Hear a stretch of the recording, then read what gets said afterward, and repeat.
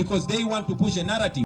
Not just now, Uganda has been wanting change for the longest time. Like you rightly put it, General Museveni has been ruling Uganda since 1986, when he and a group of rebels took over our country violently by force of arms, and that has been the status of our country for the last 35 years.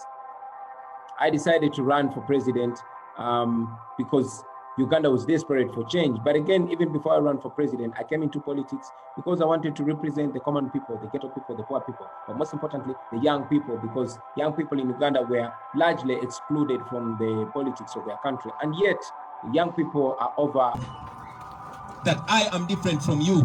80% of our population, for example, I am 39, but over 80% of our population are under the age of 35. So young people were largely disconnected, and I did not want to just inspire them through the music. I wanted to demonstrate by getting actively involved in the politics of our country, and thereby many young people would get involved. And I'm thankful that many people from my generation have joined politics, and yes, many of them have run for office, and we hope to have a full representation of our generation, not just me, but people that think like me and people from the 21st century with 21st century ideas. That you are doing this for Kyagulanyi.